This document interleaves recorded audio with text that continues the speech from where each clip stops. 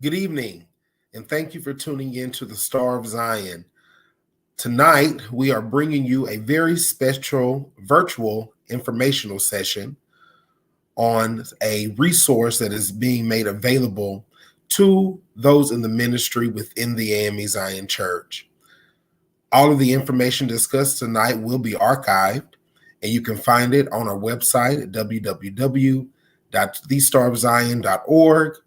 You can follow us on our Facebook page or subscribe to our YouTube channel. Tonight, we have three of our general officers who will be joining us to explain to us what the C.A.R.E for Pastor grant program is all about. C.A.R.E is an acronym for Concern, Action, Resources, and Education. I'm so honored to welcome our General Secretary Auditor, the Reverend Dr. J. Elvin Sadler, our Chief Operations Officer, the Reverend Julius Walls, and our Executive Director for Zion's Benefit Services, Dr. David Aiken. Gentlemen, welcome and thank you so much for joining us tonight. Thank you for having us. Yes. Absolutely. Absolutely. Well, as we said, this is a virtual informational session, so we are just going to get right into the questions so that the people can know what this program is. Please, to all of our viewers, please, if you have any questions, feel free to put them in the chat, and we will answer your questions as they come in. All right, so our first question is for you, Reverend Walls. Describe the C.A.R.E for Pastor program for us, please. Sure, thank you. Well, C.A.R.E for Pastor program is A.M.E. Zion's response to the concerns that we heard when we did a survey about a year ago. We surveyed and got about 200 to 300 responses as we surveyed our pastors. And it's our program that demonstrates our concern for our pastors through our action, and resources, and education. We wanted to put together a program that would aid our pastors, providing them both a grant and also providing them education and training, and then putting them in a cohort where they can get support, encouragement. We also are providing them mentorship as well, so that we can see them move from their current circumstances to a better situation and circumstances. So we're excited about being able to work with all of our pastors throughout our denomination. Awesome. Thank you. Dr. Sadler, what exactly are you all trying to accomplish with the C.A.R.E for Pastor program? When we first discovered or found out about the program, the grant through Lilly, we began to look at ways in which we could empower our pastors to become more financially literate and hopefully financially solvent and empowered. A lot of times we're giving people a hand out.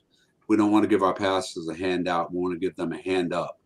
So in addition to the funds that we provide for them, we will also provide training, nurturing, mentoring, and development so that they can become transformed in this process.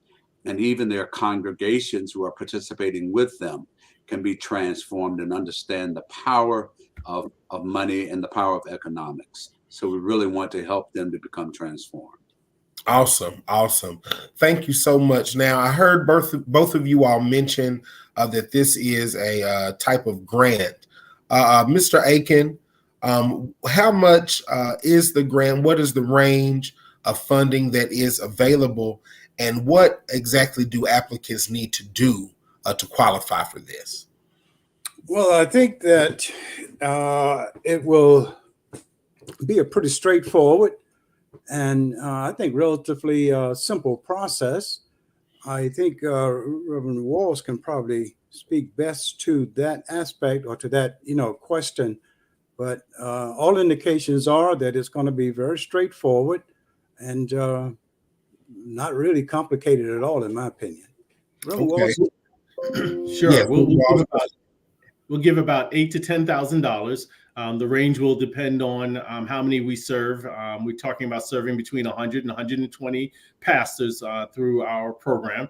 And they need to come to the orientation in-person session in January. That's going to be January 31st through February 1st, so 2 days, a Tuesday and a Wednesday. They must be present for that and then participate in 12 one-hour sessions. Those will be held weekly, and then meet with their mentor during that week as well. As Dr. Sadler talked about, all of this is built so that we can have a transformation happen, that there's a shift in the mindset. We don't want to simply write a check. We believe if we simply wrote a check, yes, that'll have some impact, but we think we can have greater impact if we write a check to someone whose mind has shifted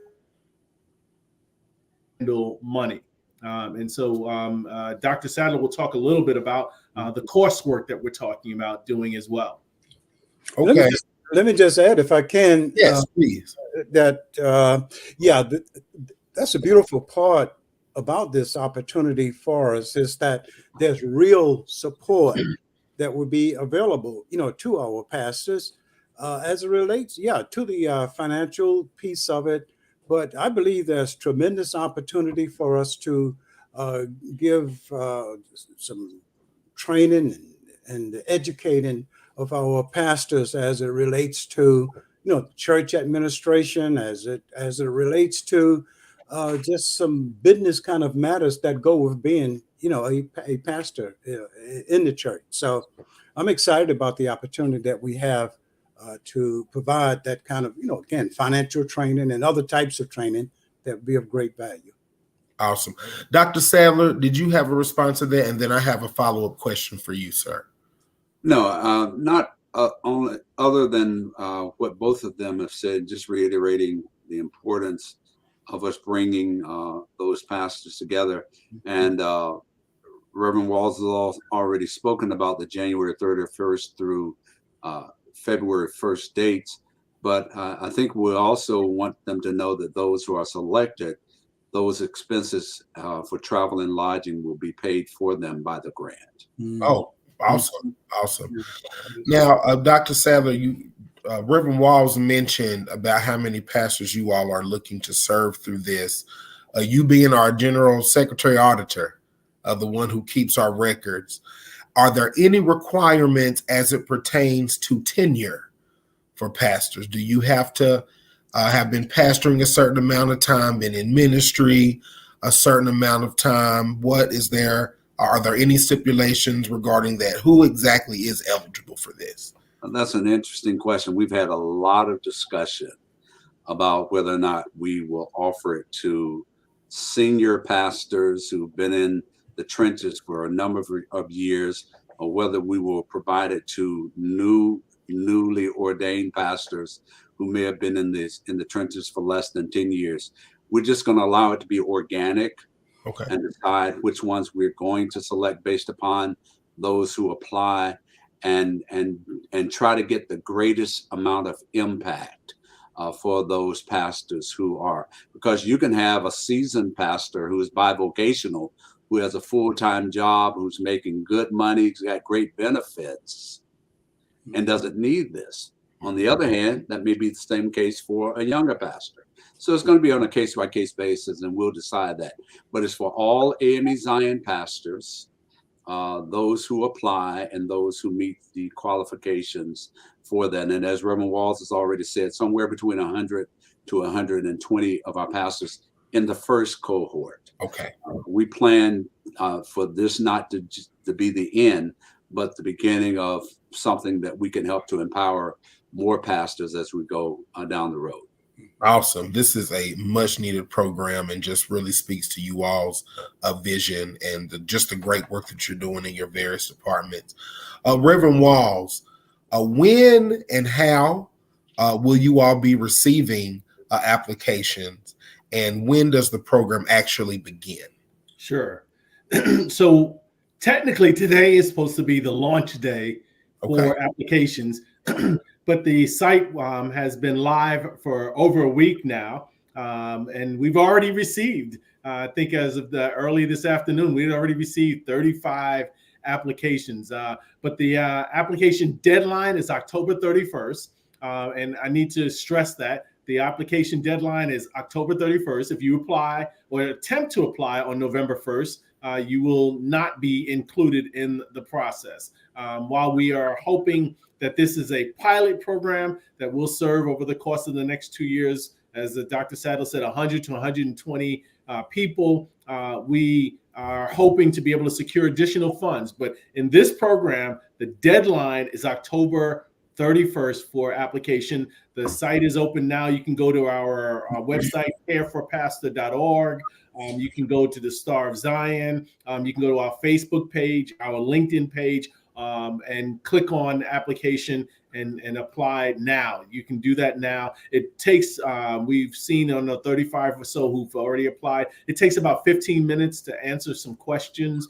And as this, Dr. Sadler said, this is for all eligible. We are looking to serve, however, those pastors that are in need. And so we'll just say you can do some self-selection yourself. If you know that you're doing all right and things are working out well for you, we're trying to serve those that are in need, those pastors that are struggling, don't have income, don't have housing, don't have health care. We're trying to serve those pastors. Again, 100 out of, what is it, Dr. Sadler? How many pastors do we have? How many churches do we have? 1,578 in America. Yeah, so 1,578 pastors. We're trying to serve 100. So we're looking to serve those who can work with us and fulfill the requirements of the program and who are in need. Awesome. Awesome. Mr. Aiken, how do you all anticipate that the laity will be involved in this process? And then I have a follow-up question for you and for Dr. Sadler and Dr. Walls as well. Okay, well, thank you for that. It is going to be very important that the participating pastors have the support of the laity in the church.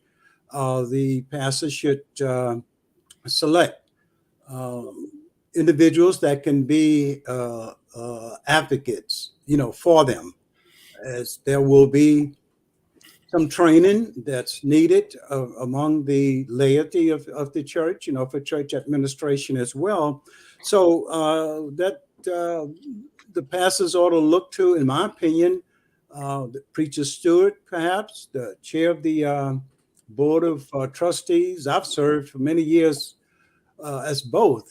And I know the importance of having that kind of support in place for the pastor. So there will be also an occasion for the local church to do a financial contribution, to this effort.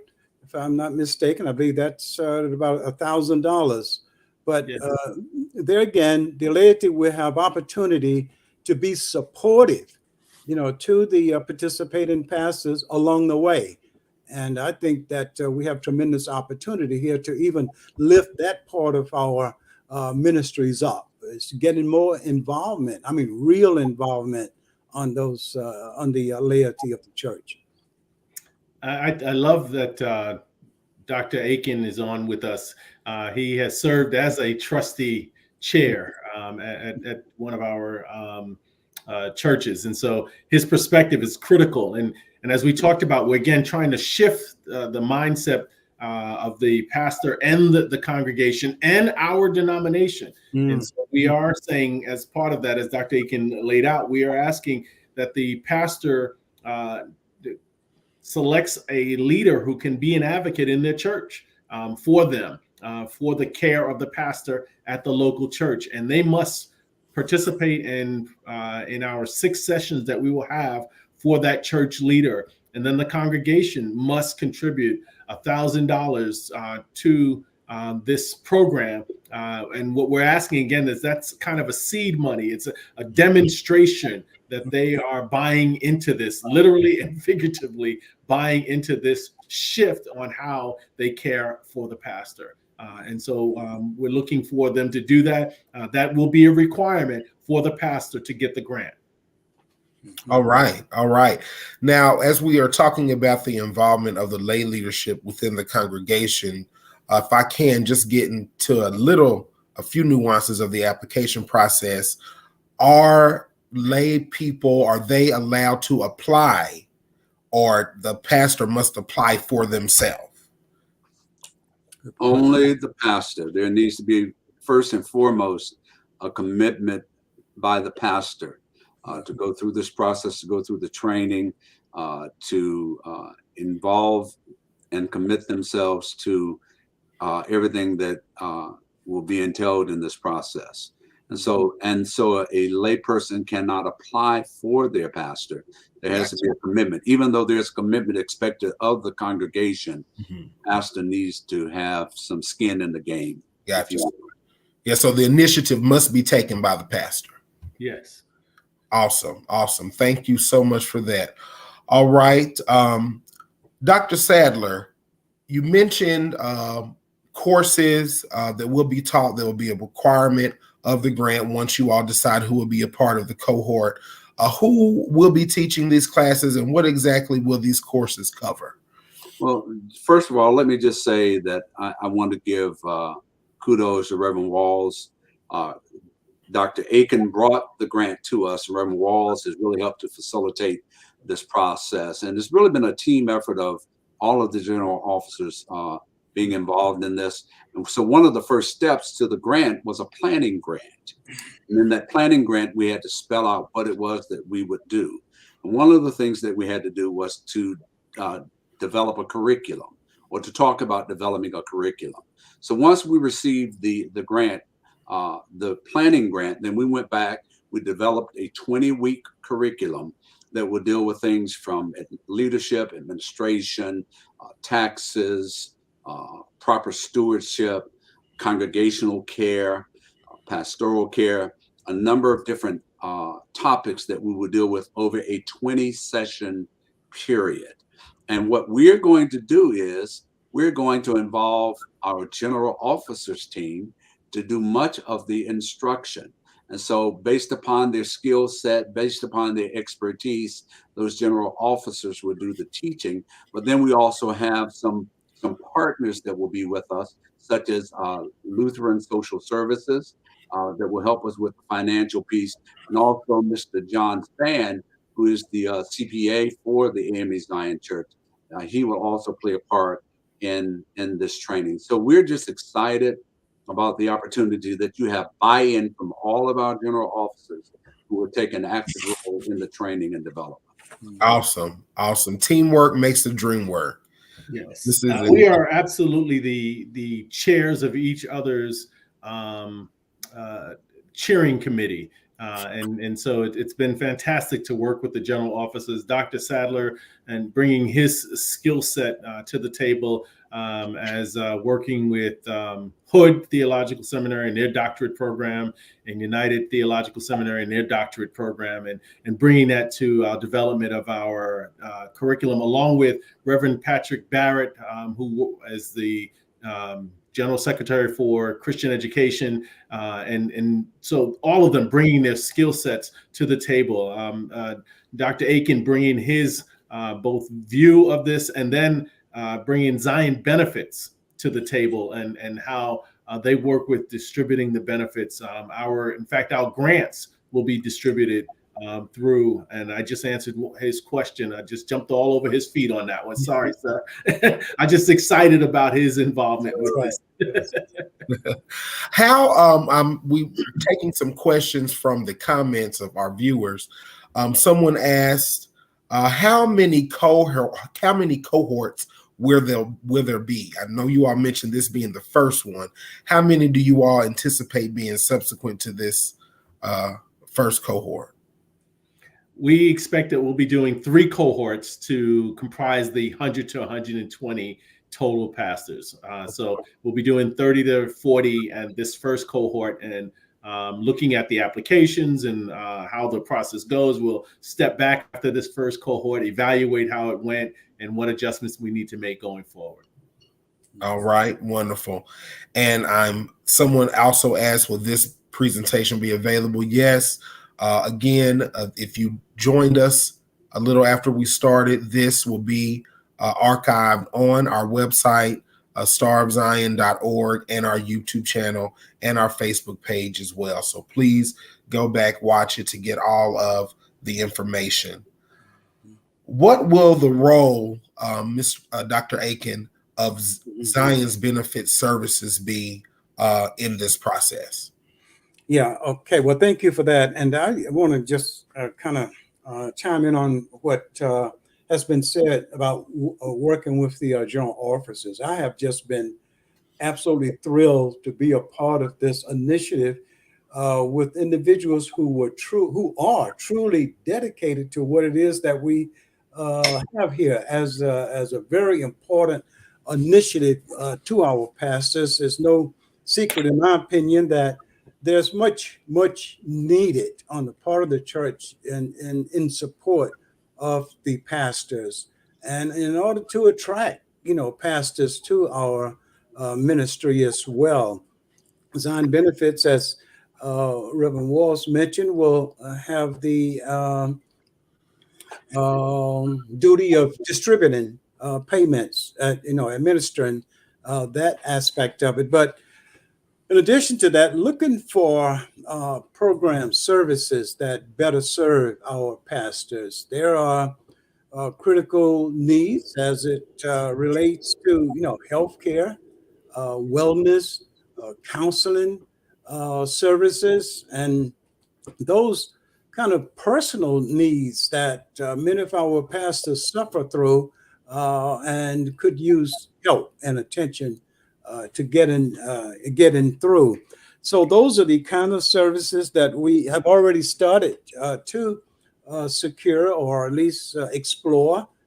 But more in particular, health type plans, wellness plans for counseling and those type services. So that's where we will be focusing. Yeah, awesome. I'm glad Dr. Aiken mentioned the counseling piece. I'm going to ask that Reverend Walls will expound on that, on the whole counseling piece that will be offered. Please. Sure. So in addition to these 100 to 120 applicants that we will accept and put through this program, we are making financial counseling available to all of our ordained ministers in Zion. If you are a deacon, if you are an elder, supernumerary, superannuated minister, you are eligible to participate in free financial counseling. Not just you, but your family members, not just you and your family members, but those that you're supporting financially are all eligible to receive this free financial counseling, 6 sessions per year, where you will be able to speak with someone and they'll provide you. And again, private counseling. I actually want to reiterate that even for the 100 that are going to participate. When you talk to someone about your finances and your situation, and you'll be required to complete a financial plan as part of this process, when with the 100 to get the grant, your financial plan will stay private. That won't be something that we will see. We will only receive word that you completed that financial plan, that you met with the counselor. You're required to meet with a financial counselor 4 times over the course of the program. But that financial counseling is available also to all ordained clergy in A.M.E. Zion. All ordained clergy in A.M.E. Zion will be eligible. Their family members and those who they care for financially will also be available. That is a major piece. We continue to work with our bishops, the general officers, and looking for resources on how we can aid our pastors. The pandemic obviously heightened the situations and circumstances that many of us found ourselves in, but the finances was a big one and continues to be. And so this financial counseling we think is a huge piece that we will definitely be offering that to all ordained clergy. And Dr. Sadler, how many do we have? 1,578 pastors, and between 7,000, maybe 8,000 ministers total. So again, and this is no small undertaking. 8,000 ministers and their families will have the opportunity to participate in financial counseling. And we really, really hope you'll take advantage of that. Again, as part of the program, it's required. We again want to make sure that you are seeing things in a fresh and new way, an enhanced way. So it's required for you to do this in the program, but it's eligible. The financial counseling is eligible for all of our ordained ministers. Awesome. I mean, I believe it's fair to say that this is pretty groundbreaking. Is it not? I mean, I know before your elevation to being a general officer, Dr. Sadler, you were a pastor and a presiding elder. Reverend Walls, before your elevation to being a general officer, you yourself was a pastor as well, and began pastoring before I did. Do you all recall throughout your tenure as a pastor, anything of this nature being made available on this scale? You mean in Zion? Absolutely not. Okay. Yeah. Some of the sister denominations have ventured to do similar things, but and when I say sister denominations, I mean ecumenically. Right. Not sure if there are any African American denominations who have done it. Are there, Reverend Walls? I don't know of any off the top of my head. No. In our cohort, so we want to publicly thank Lily for their support. Yes. And giving us this opportunity to do this work. But they have supported others as well that are trying to do this work. And before we set up this program, we were able to speak with a number of denominations that have attempted to do this kind of work and gleaned from them some of the best practices in putting that into our program. Some of the things that they taught us and showed us didn't work, and some of the things that they taught us and showed us that did work. And so this is groundbreaking. We're doing something even different from others who've tried to do something to have this kind of an impact. We're even doing something different than that. And so we're really excited about this. Again, we hope people will take the time to do the application. Takes 15 minutes.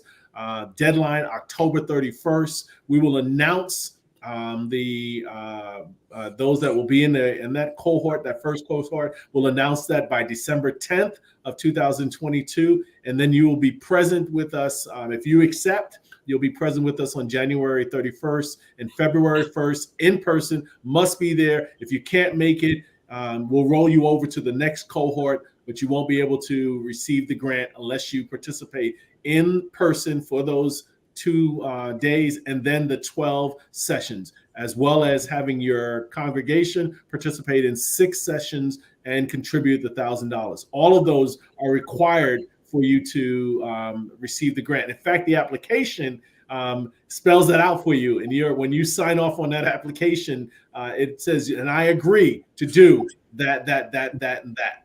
Yeah. Awesome. Well, you all, I mean, your leadership really is to be commended. This is truly what the benefit of being a part of a connection is all about.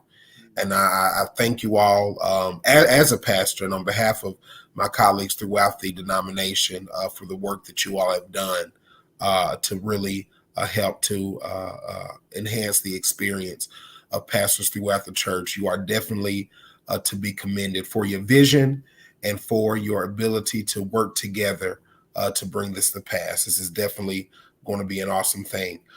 For those, just as we wrap up, and you all can share any other bits of information that we didn't cover. But for my final question to you all, for those that may not be eligible this go round for the grant, are there any other ways that they can benefit from this program?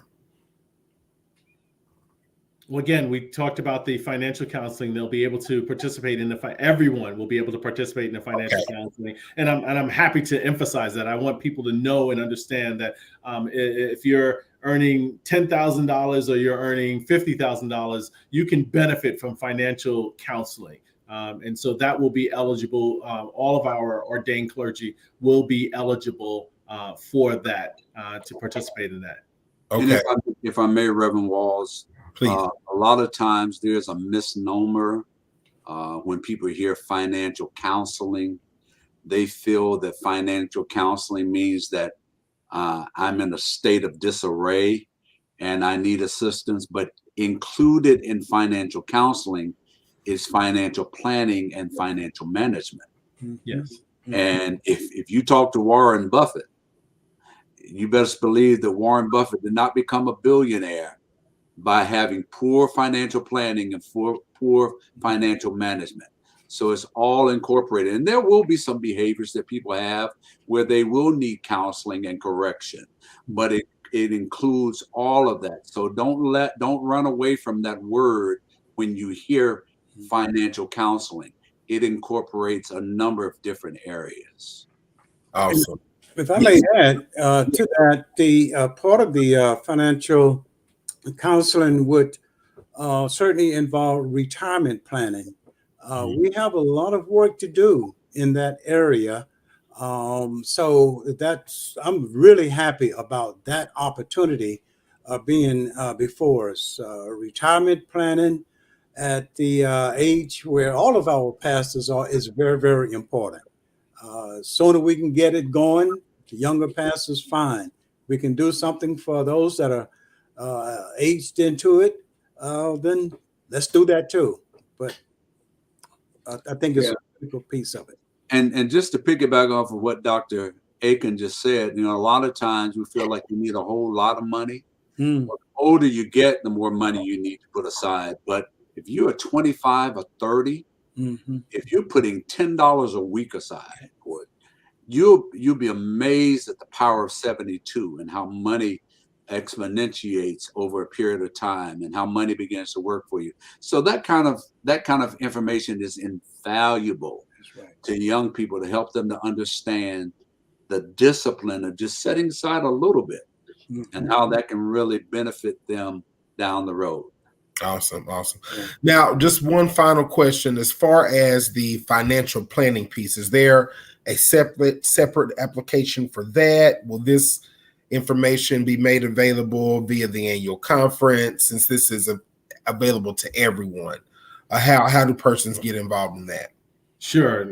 So we will be announcing that. That will begin as of January 1st. So we have a little time to announce how you'll get involved with that. But simply, we will be posting it on the C.A.R.E for Pastor. You can check onto our Facebook page, our website, check back there, and it'll just simply have the information where you can call up and reach out or go onto a website and do it on your own. You do not need to go through anyone. You'll be able to go directly to the counselor and say, hey, my name is, I pastor at such and such a church, or I'm related to Pastor so-and-so at such and such church, or I'm a minister at such and such church, and I want to access the financial counseling. And that it'll be that simple. It won't even be required to fill out an application. Awesome. This is they will do some informational collection, but you're not applying for it. You're providing them information so that they can provide counseling to you. Awesome. You are eligible to receive that counseling. Thank you. I just want to piggyback on something that David talked about. He talked about the retirement. Dr. Aikens actually will be doing a session on all of the benefits that Zion has. We were amazed at how many ministers, pastors didn't know what we offer already. In addition to that, Dr. Sadler talked about LSS, who's providing financial counseling. They'll do a session on retirement in general. Obviously, you should be aware of what Zion is offering, but you should understand retirement in general. Reverend John Spann, who is the certified auditor for A.M.E. Zion, will be doing a session on taxes. And too many of our pastors don't understand the implications of what they're doing, and our churches don't understand. So talking about, again, those dual sessions, one to the pastor and one to the church on taxes, so that they both know what is required to care for the pastor in the midst of taxes. We're getting pastors who get to retirement age, want to go apply for Social Security, who are not eligible because they never paid into Social Security. We're getting, one of the things that brought tears to my eyes is finding that there are pastors who only worked for the church, only lived in a parsonage, get to retirement age, have no retirement income, no retirement savings, no Social Security benefits, and nowhere to live. We're trying to avoid that going forward. Amen. Amen. Well, thank you all, gentlemen, for your time tonight. Thank you to all of our viewers for joining us. Any final comments? We're No, going to. I think there may be a question, Reverend Brown, from Reverend Dr. Latoisson in the comments. Let's see. There it is. Is there an age limit of participation in Oh, the thank you. Yes. Is there an age limit for participating in the grant? Dr. Sadler? Who wants No. to take that? No, remember, we were talking about finding those persons who are in greatest need, so there's really no age limit. Okay. All right. So you heard that. So youth and snow-crowned age all apply. Snow-crowned age. All right. That was a new one for me. Yeah. It's an excerpt from a hymn. All right. As we close out. What'd you say? I was just saying, as we close out, I just want to reiterate, we expect that most of our viewers on tonight are pastors. And I think pastors already understand this, but it cannot go unstated that as we care for the pastor, that allows the pastor to care for the congregation. And as we care for the congregation, we're caring for the kingdom of God. And so we see benefit of a pastor not being stressed out. The language that we heard over and over and over again was suffering in silence. And the pastors not being able to take care of themselves, not being able to take care of their family, and then having to struggle to take care of their church. And so we're going to talk also about health. The high rates of suicide and diabetes and all the comorbidities that are out there, and how unfortunately our pastors are suffering from this because we're not taking care of them. They're not taking care of themselves. And so we want to shift that language. So we're excited about this. Thank you. Dr. Aiken, if you could, we got a request in the comments. If you could touch on in your final remarks, what is it that Zion Benefit Services already offers? And then we'll go to you, Dr. Sadler, for final words before we close out. Well, thank you. The benefits offered for pastors are at this time death benefits that helps for burial expenses and perhaps the family of the deceased pastor. That benefit individuals enrolling into the plan now are insured for $10,000 at death. We've been working on that. We want to even improve upon what we are able to do, but that's the highest amount that has been offered to this, up until now. Then there is the IRS approved retirement plan that is already in place. Started a couple of years ago, several years ago now, for pastors. And we're encouraged about how the enrollment is increasing in that particular program. And as another benefit for the pastor after death is that the spouse of the pastor receives a stipend every month, as long as they are alive and have remained unmarried and continue to be a member of the A.M.E. Zion Church. So those are several of the benefits that are offered now. And I'll tell you, I am truly excited about the opportunities that we have as we move forward in this grant. It's the best that I've seen. And I've been in this assignment now for the last 10 years. So this is real good news. And I'm just happy to support it and push it forward as much as I can. Awesome. Thank you, Dr. Aiken. Dr. Sadler, final words from you. Yes, sir. So Proverbs 13:22 says that a good man leaves an inheritance for his children's children. These are two of my heartbeats. They're two of my grandsons. I believe that it is so important that not only do we care for ourselves, but we create ways to begin to develop generational wealth.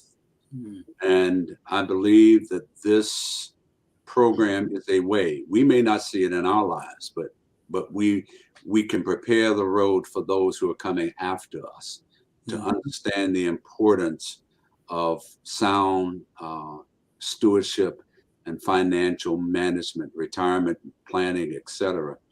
And so if you are on this call, if you are a pastor in the A.M.E. Zion Church, if you're a minister, you want to take part in the financial counseling, don't let this moment pass you by. It's never too late. And we, the general officers in this planning program and in this grant led by Reverend Walls and all of the involvement of the other general officers, are concerned about you as pastors and ministers in our church. And we are praying that we find ways to help you to become financially empowered and financially transformed. Thank you. Thank you. Thank you so much, gentlemen. Thank you so very much for joining us tonight. This has been an indeed rich experience. You have given us a wealth of information. We encourage all of you all pastors, please go and apply for this grant. Go to the website. We have the information there on the A.M.E. Zion website, amez.org, starofzion.org, on our Facebook page, on our YouTube channel. Please get your applications in before October 31st, 2022. This is a great thing coming from our general officer departments, and they are really hearing the cries of the people and providing through the leadership that we have entrusted to them. So please take advantage of this opportunity. We want to again thank our General Secretary Auditor, Dr. J. Alvin Sadler, our Chief Operating Officer, Reverend Julius Walls, and our Executive Director for Zion Benefit Services, Dr. David Aiken. Gentlemen, thank you again for joining us tonight, and we hope that you will take advantage of this opportunity. Thank you for tuning into the Star of Zion. Have a good evening. God bless. God bless.